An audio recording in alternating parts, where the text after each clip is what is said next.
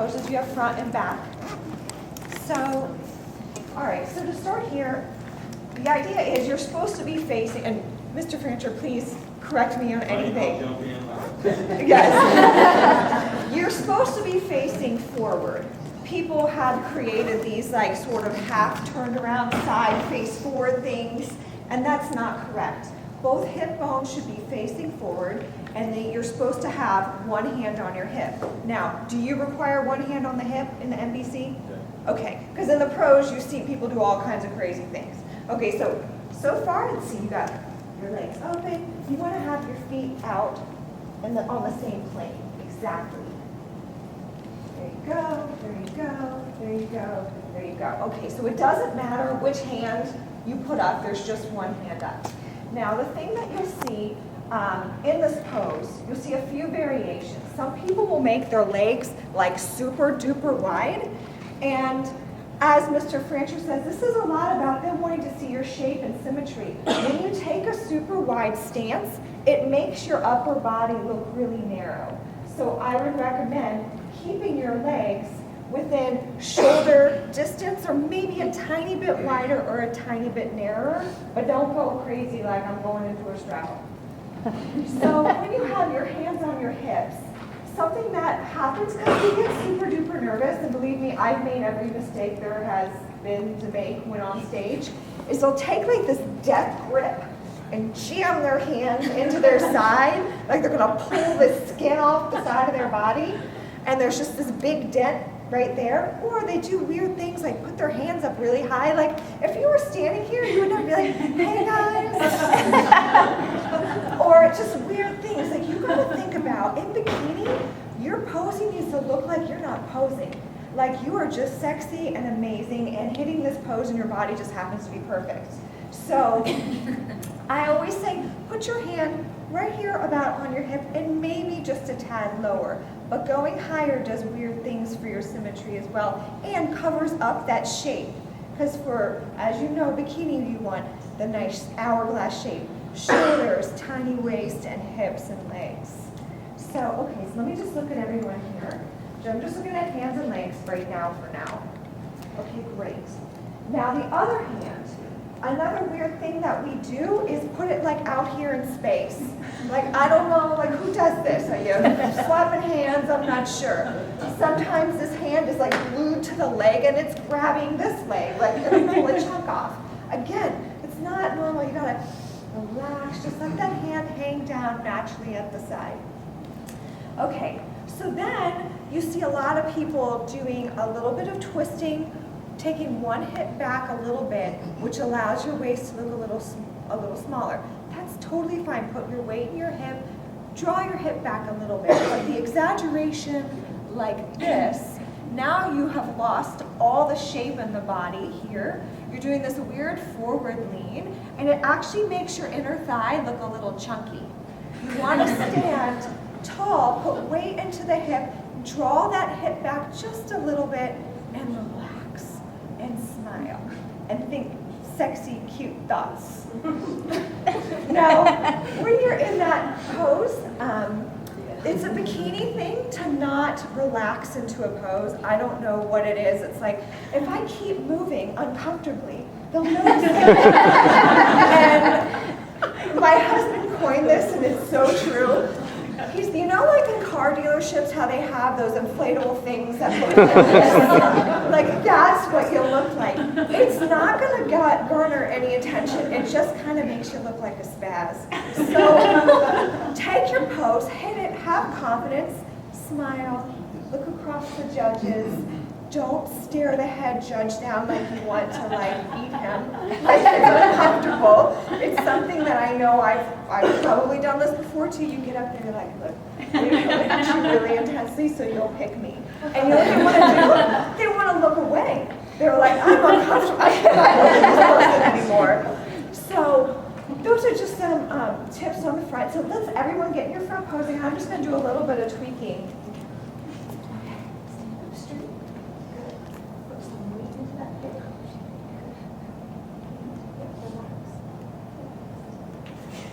You don't need to flex it out. You just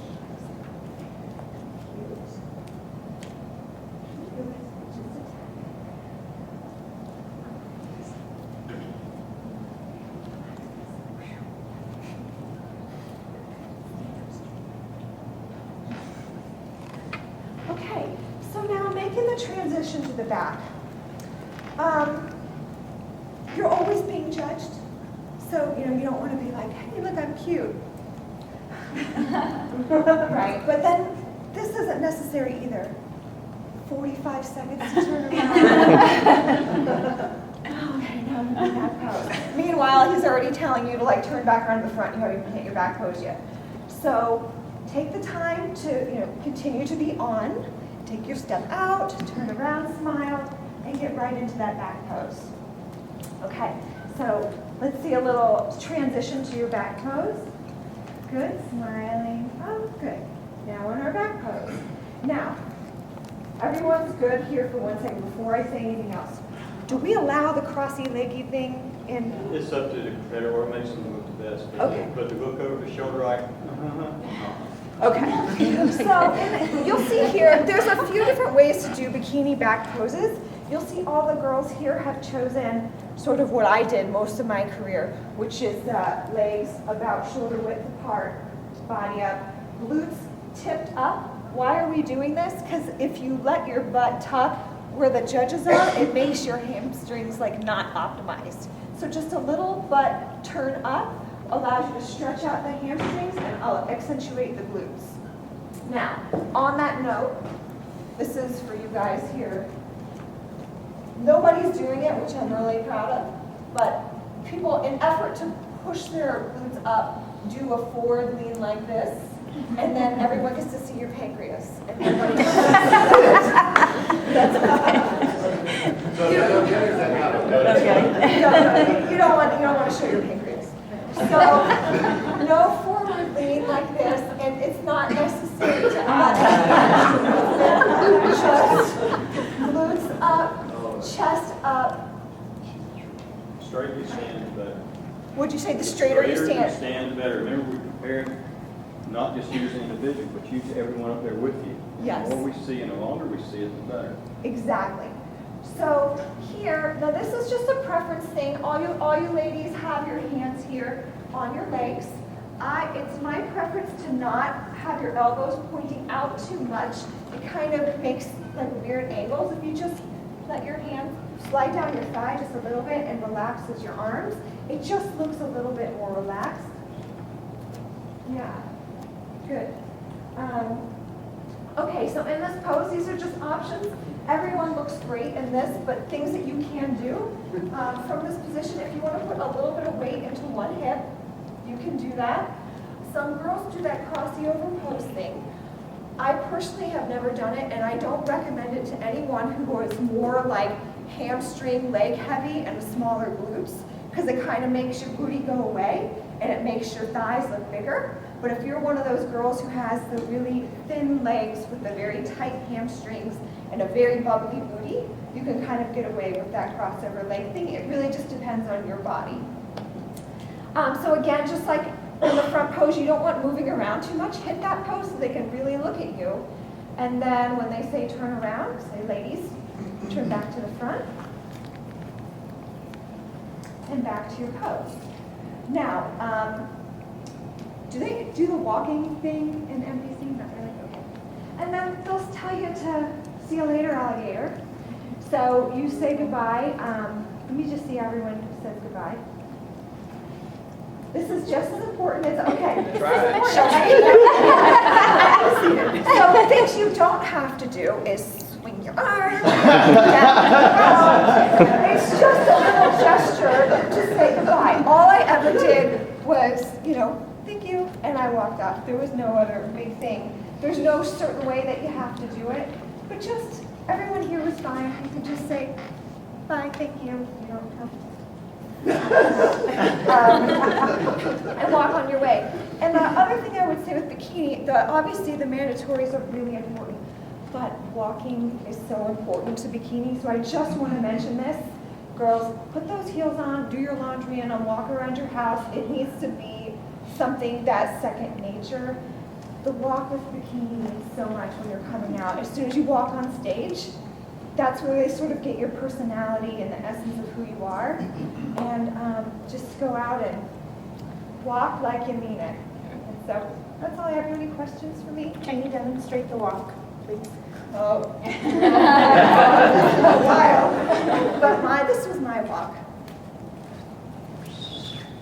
Now, I made the mistake early in my career of thinking that the slower I walked, the better. Hey guys,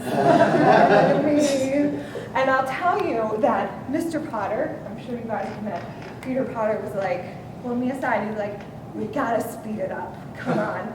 And so I learned that lesson. The thing that I heard from judges is that people think, oh, well, the longer I walk, the more they'll fall in love with me.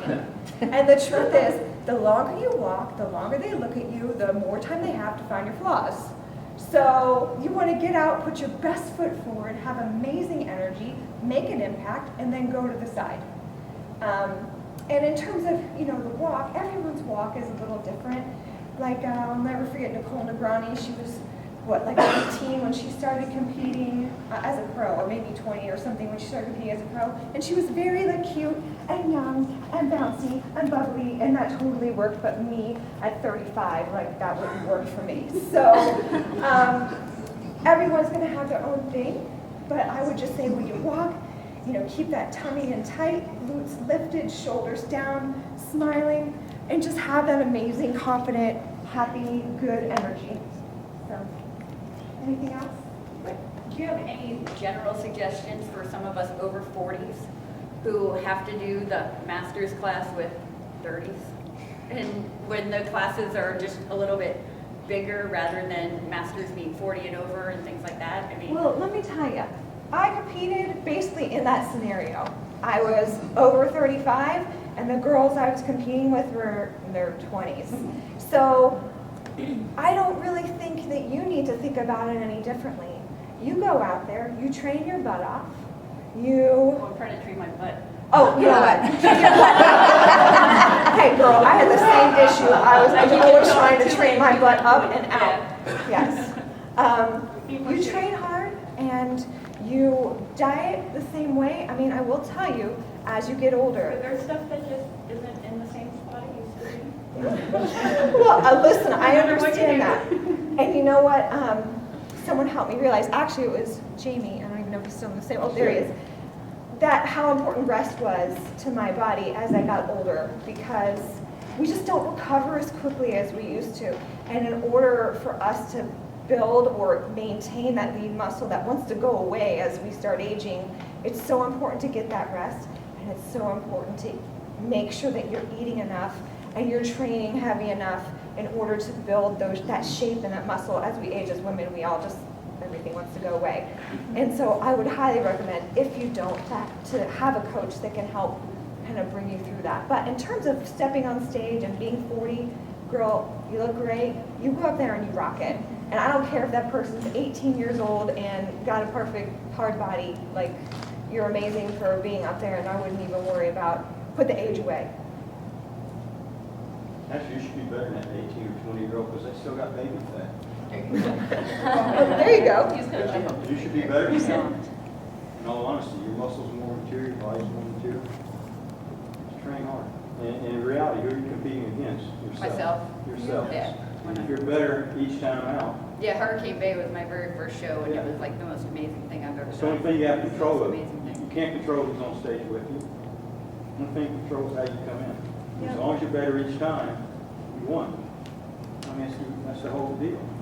What the judges say, we run into so many times at shows that people come, especially in Bikini in the last 2 years, they come up and they say, why didn't I win? Where'd you finish? I finished second. I finished third out of 20, 25 people. Well, how many shows have you done? This is my second. Oh my God. It took me 15 shows before I ever started placing, and I did 62 total. You got to compete against yourself and have that mind focus and that goal. And or that dream. You got to get to that dream by taking small goals and little steps at a time. There's very few that win first time out. You win every time you do what you do in preparation and getting on that stage. It takes a lot of guts to get up there. Yeah. All of us A lot of are guts. fortunate candidates. Very few exceptions. I'm not kidding you. I've been in this deal a long, long time. I've only seen 1 or 2 people in all divisions, figure, bodybuilding, who hit home runs the first year, and 1 out of 100,000. Unfortunately, we're not all that 1 out of 100,000. But you come out and you do your personality and you hit your post sharp to draw attention, and you don't even have to be you walking out there. You can be standing over here and watch yourself walk out. You can be anybody you want to be. It's acting. It's all an illusion. You're trying to show yourself better than you really are. And you can do that up here. It's all up here. Just like she was saying about training and training the glutes. And she was talking about mind and muscle connection. It's all up here. Whether you're lifting 50 pounds or 25, you should get the same results. It's all up here. I can't attest to that because they've just switched me from heavy lifting to lighter lifting, and it's amazing. I'm just as sore as I was before. Yeah, great. And you got the advantage over the 20-year-old because you're smarter. You got 20 more years of life. That's true, yep. You guys have any other questions for him? Keeping your waist tiny. I feel like I keep just growing out. I've become like a rectangle over the past 2 years. Well, gosh, that's a hard thing to, because there's so many things that can affect that. But I can tell you that there are heavy compound movements that do a lot to activate the obliques. So things like your really, really heavy deadlifting, really, really heavy squatting, all of that can help kind of Make me wider. build that out a little bit. But so I always use a weight belt when I do those kind of things to help, keep that out of it a little bit. But in terms of abdominal training, like keeping things focused on the rectus abdominis, so you're really working here instead of kind of building up here. And then obviously if you're diet at some point, it'll keep your waist small as well. But you don't have to wear any contraption or do anything in order to keep a small waist. Do you think that wearing the schween has any effect? You know what? I will admit I wore it a lot of my career, but I stopped really competing 2 years ago, and I don't wear it anymore. And my waist is still pretty small. So, So those hours of torture just. yeah, I mean, Yeah, I it was feel like fun. I don't ever want to say I don't have scientific evidence. Yeah. I'm not really sure, but I know a lot of people have been successful with that. The most important thing on that about the waistline, a lot of people don't realize, you have to train your waistline also, as far as like conditioning. Yes. Of course, doing your twist and what have you. Because if you don't, that's a muscle also, remember. But if you don't train it, okay, that's excess fat gonna build up. Okay. And the worst thing you can do is use dumbbells doing this movement here. That oblique muscle will grow fast. Yeah. It grows really fast. So that if it's like this here, if you start doing that there, that oblique will swell up real fast. And so it'll throw your symmetry off. So you don't want to do that. I recommend just basically doing twists. Concentrate on twists. The same way in other muscle group, you have to target that area. Everybody wants to say, how can I get abs? Well, you have to train your abs. A lot of people don't like to train their abs. They don't realize that's a muscle too. You got to train your abs in order to get them to develop. Some are thicker than others, but you have to train them. But most of the time, basically, all I have to do is just condition yourself and train your waistline by doing the twists. Yeah, I've heard an alternative to these are twisting. Is that like with the weight? Well, I can tell you, my entire competitive career, all I did was weighted crunches with the small weighted dumbbell, leg lifts, and the Roman chair knee-ups, and maybe some bicycles. Nothing complicated, nothing crazy. You plank every once in a while. But I always focused, this is something Eddie and I both did, was train abs all day. Like focusing on pulling in that belly button to the back, to your spine, all day long. It's kind of like a vacuum. And that forces you to focus on keeping that pelvis girdle tight and keeping that whole area tight, especially so when you walk on stage, it's like second nature, because you've seen those people. They come out and they kind of just let their belly just kind of like hang out, do its own thing, and it can make a complete difference in your body if you just had that belly button pulled in when you were walking on stage. But that's, again, mind-muscle connection. Must practice. Practice is enough. Yeah. Before you get in the shower, get 5 minutes of just isometric tight. Yeah. That's all. What do you want to put down for the hair? Is it her read the dimensions? Like when you turn You want to, this is something I had to work on a lot, was getting the hair and the makeup to be as fabulous as the body and the suit. Like, It's hard getting that all like put together. Like practice the hair and the makeup in advance, so you're not like trying to figure out how to get your model curls or straight hair or whatever you want to do the day of. Because this can be awesome from here to here, and then from here to here you feel like a wreck. And so that's something that took me a long time to figure out. So definitely practice that too. Anything else? Thank you, ladies. Thank you.